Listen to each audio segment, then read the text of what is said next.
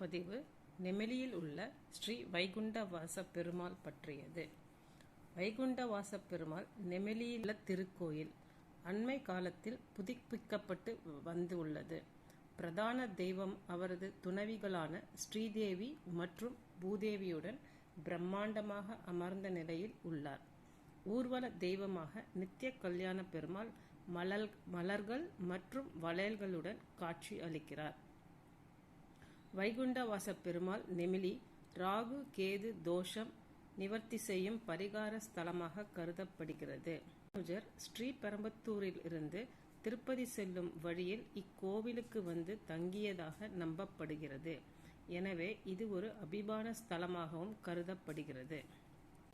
புனித மரம் அரசன தகவல்கள். கிராமத்தை சேர்ந்த ஒரு விவசாயி வைகுண்டவாச பெருமாளிடம் தனது நிலத்தில் உள்ள தானியத்தில் பெரும் பங்கை தருவதாக உறுதியளித்தார். இறுதியில் அவருக்கு அந்த ஆண்டு அபரிதமான மகசூல் கிடைத்தது. ஆனால் விவசாயி தனது வார்த்தைக்கு பின்வாங்கினார். மலை போல் குவிந்திருந்த அரிசி தானியங்கள் திடீரென கல்லாக மாறியது. மனம் வருந்திய விவசாயி கடவுளின் காலில் விழுந்தான்.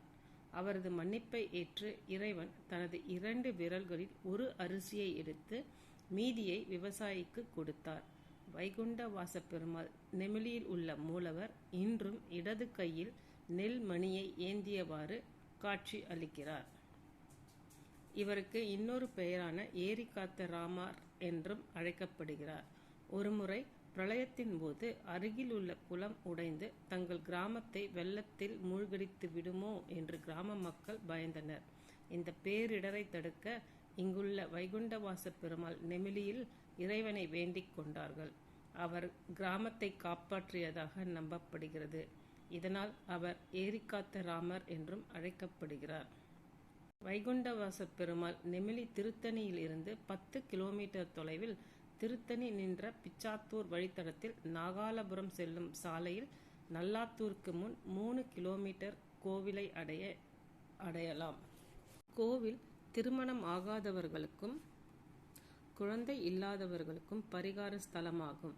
திருமணம் ஆகாதவர்கள் 2 மலர் மாலைகளை எடுத்து வந்து உற்சவ தெய்வமான நித்திய கல்யாண பெருமாள் மீது வைத்து வழிபடலாம். இறைவனை சுற்றி மாலையை வைத்த 3 மாதங்களுக்குள் உண்மையான பிரார்த்தனைகளுக்கு பதில் கிடைக்கும் என்று கூறப்படுகிறது. இக்கோவிலில் ஒவ்வொரு மாதமும் ரோஹிணி நட்சத்திரம் சிறப்பு வாய்ந்த நாள். ராகு கேது தோஷம் உள்ளவர்களுக்கான பரிகார ஸ்தலமாகவும் இக்கோயில் இருக்கிறது. திருமணம், குழந்தை பேறு, பதவி உயர்வு போன்றவற்றை கொடுக்கும்.